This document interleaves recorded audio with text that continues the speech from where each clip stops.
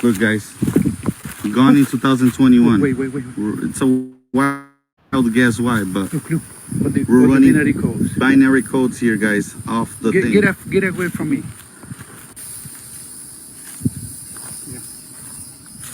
Guys, we're right here at the cemetery, and this person was gone in 2023, and we're collecting binary codes.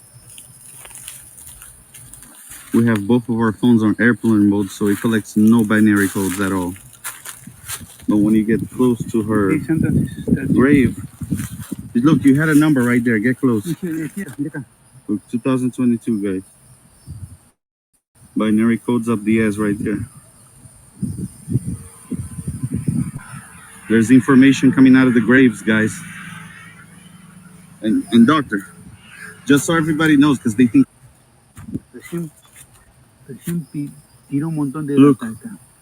Look, guys, that grave is giving binary codes. Look at it. All right, shalom. First off, give all praise, honor, and glory unto Yahweh, Bahashem, Yahushai, Bahashem, Rakakadash, giving double honors to the apostles and the elders of GMS. Salutes and honors to the elect, all the brothers across the four corners who are enduring in truth and sincerity, all the men and the women who follow. This is the brother Kratazah from the Fountain of Living Waters, coming back at you with another lesson through the spirit and power of Yahweh, Bahashem, Yahushai. This lesson being entitled Prove Your Friends in These Last Days. Now, if you've seen the video, we all know what happened, a few years back. The the medication that was going around, and they were putting this reader to these graves from around that time period, and it's showing binary code. So this is from the AI overview, binary code from Bluetooth. Bluetooth communication fundamentally relies on binary code. Data transmitted via Bluetooth is encoded into a binary format, which is then modulated and transmitted using radio waves. So, if you took that Jabberwocky, in that time period, then your body is emitting these radio waves, which are transmitted via Bluetooth. Now, even from beyond the grave. Now, well, what would be a better video, I would say, is if you find someone who took that Jabberwocky and see if they're actually emitting it while alive. That's really when it matters. But for the sake of the video, let's say it does emit. What does that mean? And why are we comparing that to proving a friend? Because let's get a scripture real quick. This is Daniel chapter 12 and verse 1. It says, "And at that time shall Michael stand up, the great prince, which standeth for the children of thy people, and there shall be a time of trouble, such as never was since there was a nation, even to that same time. And at that time thy people shall be delivered, every one that shall be found written in the book." Right? So there's going to be a time of trouble. Jacob's trouble, a time that never was before, where you won't have to have your head on a swivel, to say the least. The scriptures speak about, if you read the rundown in 2nd Ezra 15, uh, invading one another, the love of many waxing cold, man shall not be able to go into a city, or a man shall desire to go into a city and not be able, the sedition among men and invading one another, just Amos, where it says a lion, bear, and a snake. Let me see if I can get that real quick.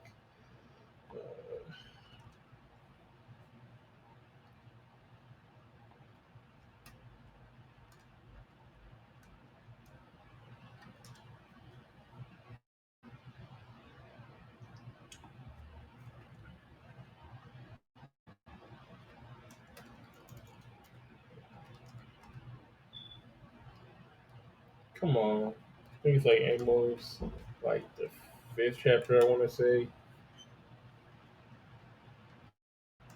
Maybe the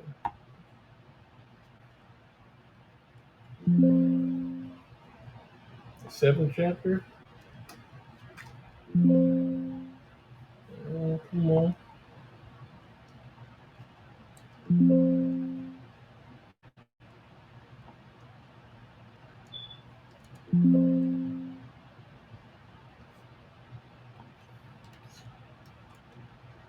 Third chapter. Really?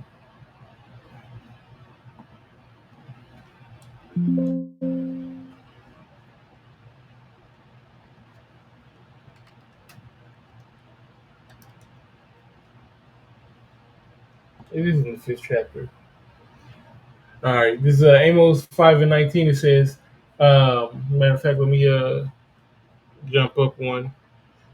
Amos 5:18. It says, "Woe unto you that desire the day of the Lord. To what end is it for you?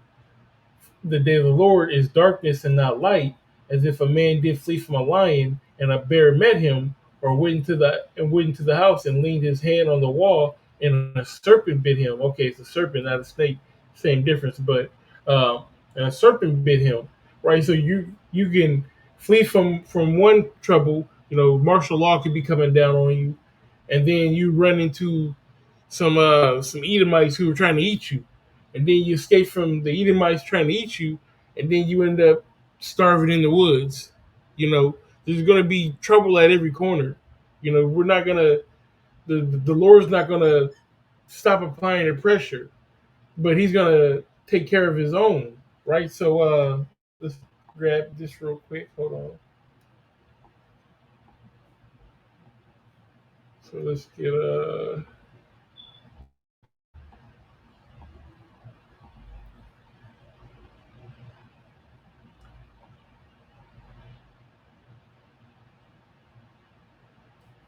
in Sirach chapter 2 and 10, it says, "Look at the generations of old and see, did ever any trust in the Lord and was confounded, or did any abide in his fear and was forsaken? For whom did he ever despise that called upon him?" Right? So as long as we're having trust in the Heavenly Father, He's going to deliver us out of those troubles. Right? So going back to the whole binary code and trusting a friend. So if and by all means, the Jabberwocky is not the MOT to the B. All right, I want to repeat: the Jabberwocky is not the MOT to the B. If you took the Jabberwocky, but you don't take the MOT to the B, you still have an opportunity for salvation. But what I'm saying is that Jabberwocky, you know, can leave you susceptible to Esau tracking you. All right.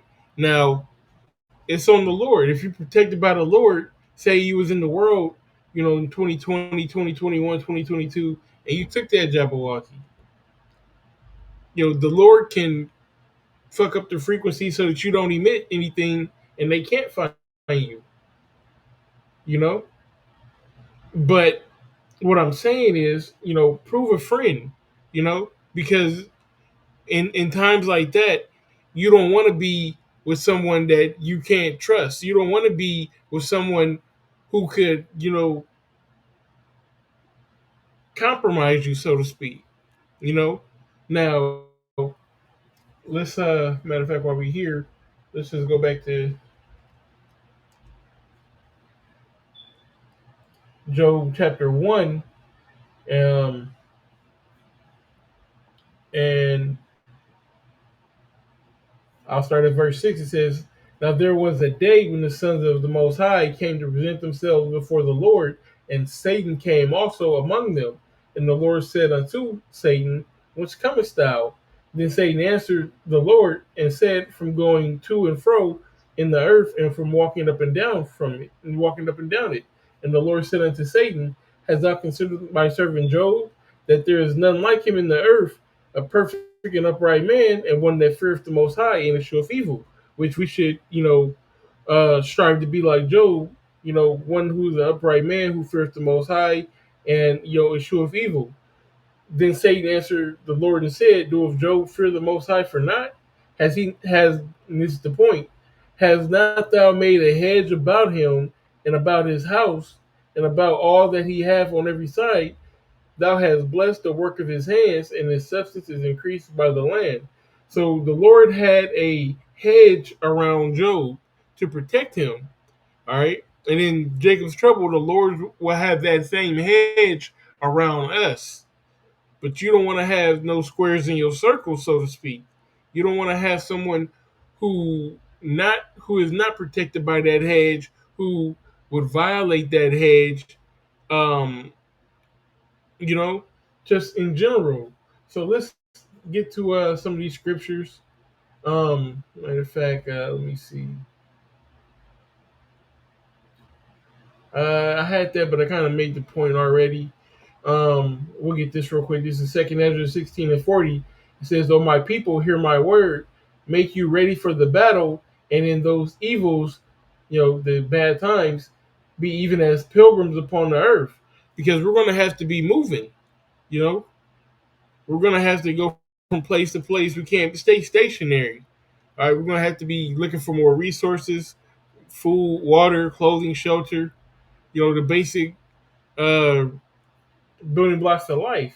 Because, like I said, going back to the second of the 15th chapter,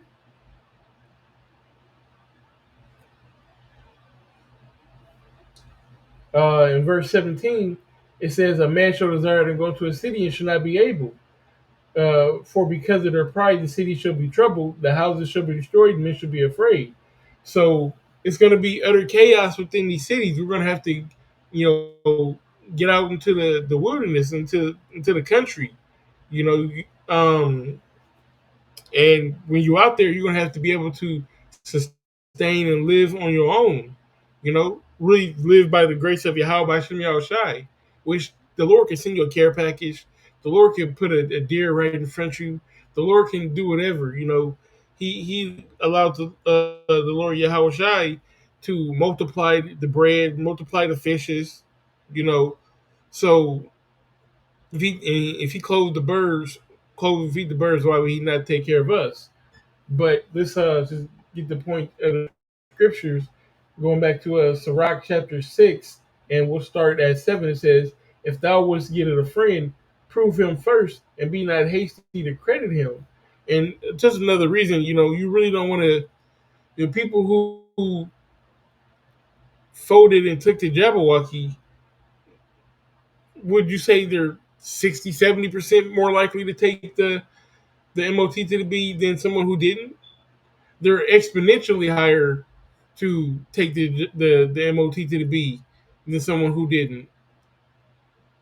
It was a big test run, number one, but that's just a fact of the matter. You know, so you have to be mindful of these people, and their mindset can be harmful to you. It says, verse 8, "For some man is a friend for his own occasion and will not abide in the day of trouble." People have their own agenda. You have if you listen to this video and you're in this truth, you're striving for the mastery, you striving and fighting for salvation. They don't have the same mindset as you. They don't have the same goals as you. They don't have as much to lose as you do. They'll dime you out. They'll you honestly, you can't trust them. You have to keep them at arm's length and be good with that. Verse 9, it says, "And there was a friend who, being turned to enmity and strife, will discover thy reproach." So, you can have a friend who was a friend, and then you lose that friend. That could be a great enemy. You two can just part and go your separate ways, and just be cool. Be cool, not being cool. If that makes sense. You know, y'all not beefing. Y'all just not clicked up anymore, and that's a distinct possibility that happens all the time. People just grow apart, or for whatever reason, not together anymore. But then you also have people who, you know, uh, good friends break up and they feel some type of way, and they'll go at each other. Then that gets really ugly. You know, verse 10, it says, again, some friend is a companion at the table, but will not continue in the day of affliction. When you really need them, when you down and out, when you really need somebody, you should. A friend, a real friend, is there for you.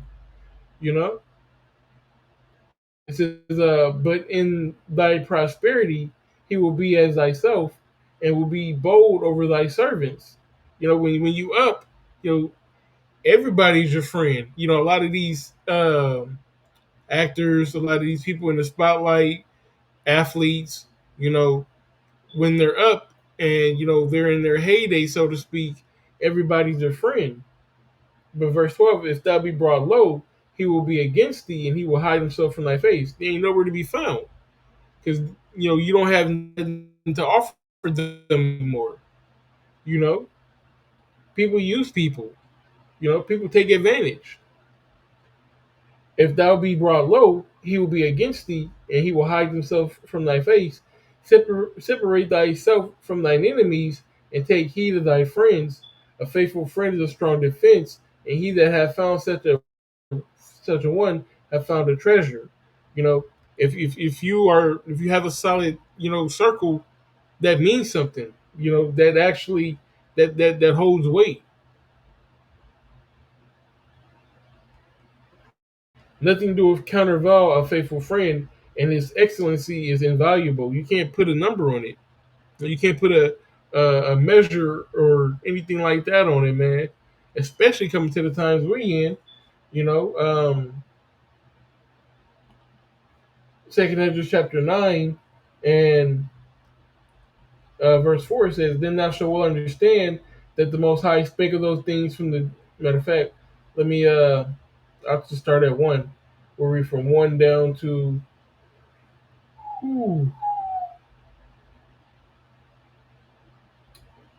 through the Spirit, we'll read to like verse 8 or 9 or so. It says, "He answered me then and said, Measure thou the time diligently in itself, and when thou seest part of the signs past, which I have told thee before, then thou shalt well understand that at the very same time when the highest will begin to visit the world which he made." Right? So we're in these times that the Lord is going to come back and visit the world which he made. He said to measure the times diligently, know what time we're in. And yes, we are in the last days. All the prophecies are coming to pass. All the puzzle pieces are fitting together perfectly. It says, therefore, when there should be seen earthquakes and upwards of the people in the world, then thou shalt well understand that the Most High spake of those things things from the days which were before thee, even from the beginning. We're definitely seeing these natural disasters and these protests, all over the place. For like as all that is made in the world have a beginning and an end, and the end is manifest. And we're seeing this end being made manifest in front of us, as being um, the puzzle is becoming clearer and clearer and clearer each day, right in front of our eyes. Even so, the times also of the highest have plain beginnings and wonders and powerful works, and endings in effects and signs. Right, so we're seeing the signs. We're seeing the markers. Hey, the Jabberwocky in this Bluetooth video, you know, that's a sign saying we're at the end. All right. He says, and everyone that should be saved and should be able to escape by his works and by faith, whereby ye have believed. And that's the key part right here. You're going to escape by your faith and your works, right? That you have believed. You know, show me your faith. When I have faith, when I have works, I'll show you my faith by my works, roughly paraphrasing. I believe that's in James. I'll show you my faith by my works. My day in and day out actions. You know, doing these lessons, going on the highways, showing brotherly love, things like that. Those are your works. Those are the things that's going to allow you to escape these said perils. I jumped the gun. Verse 8 says, whereby you have believed shall be from the perils, and shall see my salvation in my land and within my borders, for I have sanctified them for me from the beginning. Right? So ultimately the Lord, has his elect, and he's gonna save whom deemed to be saved. Right? But we have what we would call the illusion of the illusion of free will. So with that illusion of free will, when you go to, if we didn't have that illusion, it wouldn't tell you to pick your friends good, because the Most High would just put good people into your life. But because we have the Most High is going to put good people in your life, He's going to put all kind of people into your life. But we have, like I said, we have that illusion of free will. So because we have that illusion of free will, and we're just going through our motions as human beings, we have to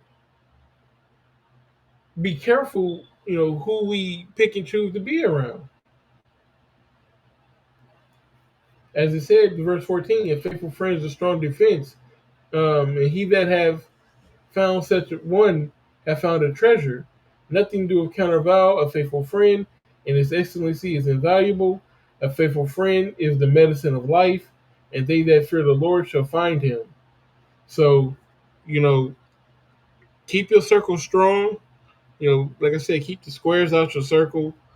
Um, Prove a friend, ask questions, you know, understand the people that you with, understand their mindset. You know, you might know, hey, okay, well, so and so at the job, he's cool.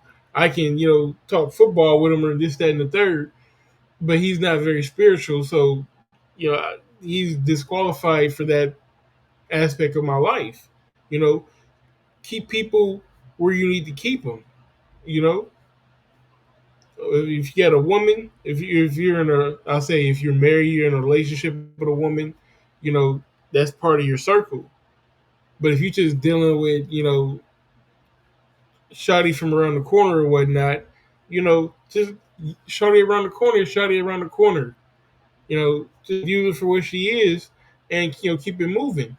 But don't put all your eggs in her basket, so to speak, because your circle is your basket, and you have all your eggs in that basket. We don't have a plan B. We don't have a backup plan. All of our eggs are in this basket. That's a lesson. All of our eggs are in this basket. But essentially, like I said, your circle, your eggs are in that basket. So just understand who you have in your life, and the roles that they play in your life. And if people need to be moved up or people need to be moved down, just react accordingly, and above all, pray to the Most High that you're making the right decisions. So with that being said, Lord's word, this is edifying, and we give all praise, honor, and glory unto Yahweh, by Hashem, Yahushai, by Hashem, Rakar Kadash, giving double honors to the apostles and the elders of GMS who taught me this truth. Salutes and honors to the elect, all the brothers across the four corners who are enduring in truth and sincerity of the men and women who follow. Shalom.